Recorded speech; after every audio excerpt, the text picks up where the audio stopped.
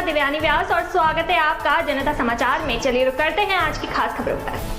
कांग्रेस 3 सितंबर को उत्तराखंड विधानसभा चुनाव के लिए अपने अभियान की शुरुआत भाजपा के मुख्यमंत्री पुष्कर सिंह धामी के निर्वाचन क्षेत्र खटीमा से परिवर्तन यात्रा की शुरुआत करेगी।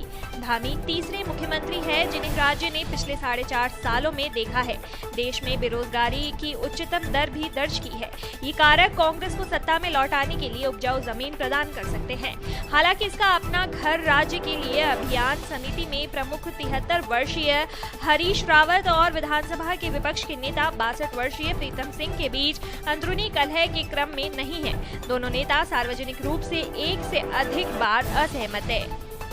हाल ही में रावत ने कांग्रेस के सत्ता में आने पर गैस सिलेंडर पर 200 की सब्सिडी की घोषणा की।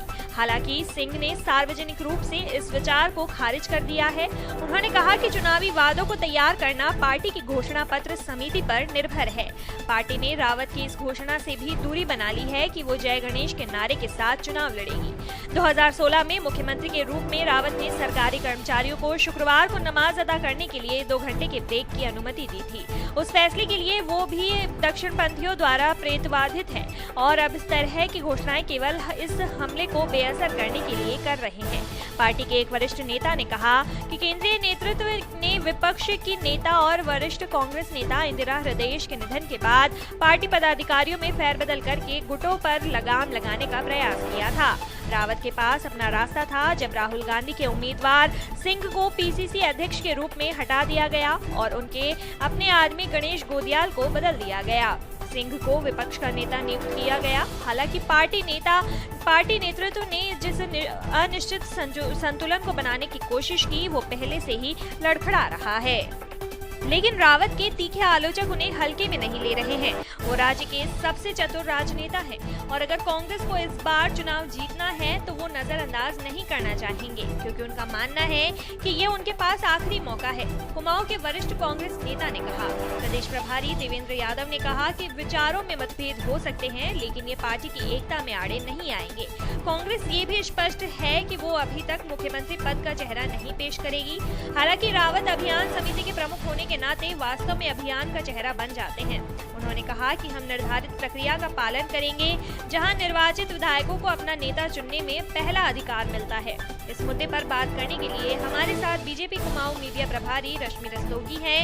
रश्मि रस्तोगी ने परिवर्तन यात्रा और महंगाई के मुद्दे को सिरे से खारिज करते हुए कहा कि परिवर्तन यात्रा से कांग्रेस को कुछ हासिल नहीं होगा और हम महंगाई की बात करें तो मनमोहन सिंह सरकार में जितनी महंगाई थी उससे आधी महंगाई इस समय नरेंद्र मोदी के सरकार में है। ये हमारा प्रदेश है वो देवभूमि कहलाता है और भाजपा सरकार पहाड़ से लेकर मैदान तक सभी की चिंता करती है। आपने देखा होगा कि सड़कों का जाल बिछ गया है और ऊपर आप देखें पहाड़ में जाएं तो बहुत तरक्की हुई है और जो पहाड़ में बैठी हुई महिला है ना अंतिम छोर पे, वहाँ तक सारी सुविधाएं पहुँच गई हैं। और इतने सालों में ये जो 4.5 साल का जो समय दिया गया है हमें, जो जनता की वजह से जनता ने हम पर विश्वास दिखाया है और हमें समय मिला है, उसमें इतनी सारी योजनाएं आई हैं कि पूरे प्रदेश का हर जनता, चाहे वो महिला हो, चाहे पुरुष हो, चाहे बच्चे हो, आपने देखा होगा चिकित्सा के क्षेत्र में हमारी सरकार ने बहुत कार्य किया है, शिक्षा के क्षेत्र में बहुत कार्य किया है। अभी अनाउंस हुआ है कि जो 10th पास है या 12th पास है उनको टैबलेट दिया जाएगा।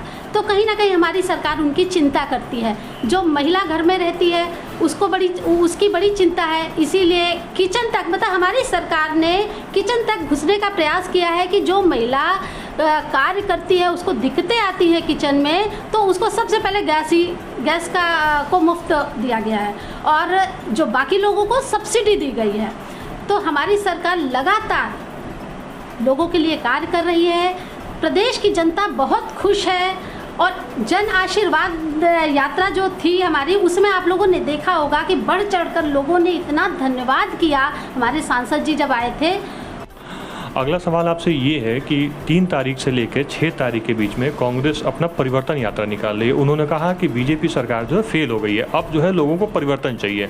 तो परिवर्तन यात्रा को लेकर के, और वो भी मुख्यमंत्री धामी का जो विधानसभा क्षेत्र है वहाँ से निकाल रही है, पूरी तरीके से बीजेपी को घेरने का प्रयास किया जा रहा है कांग्रेस के द्वारा। इसके ऊपर आपको क्या कहना है? अभी आपने जो जन आशीर्वाद यात्रा देखी ना, उसमें इतना ज़्यादा लोगों का समर्थन मिला है कि जो कांग्रेस है वो बौखला गई है। अब उन्होंने सोचा कि हमें क्या करना चाहिए जिससे हम जनता को अपनी ओर रुझान करें, लेकिन ये होने वाला नहीं है। कांग्रेस पार्टी के ये जो ढकोसले हैं उस पर जनता फंसने वाली नहीं है। 70 साल उन्होंने बहुत जनता को लूट लिया। अब जनता जानती है कि मुझे क्या करना है, क्योंकि जनता के लिए जब हमारी भाजपा सरकार ने इतने कार्य किए हैं, जनता बहुत खुश है। फिर से अभी कांग्रेस पार्टी को धूल चटाने वाली है।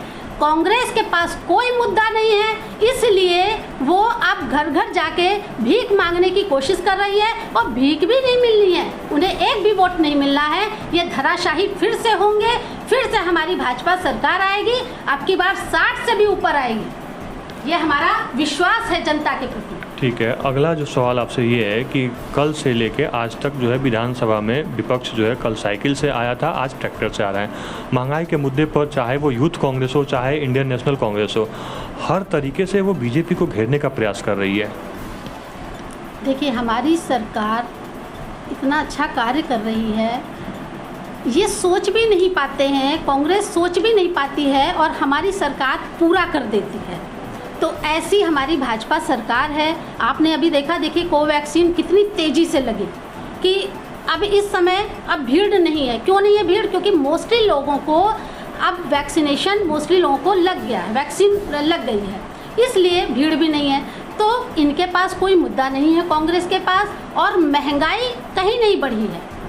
उल्टे अब भाजपा सरकार ने तो महंगाई कम करी है, लोगों तक चीज़ें सुचारू रूप से पहुंच सके ऐसी व्यवस्था की है।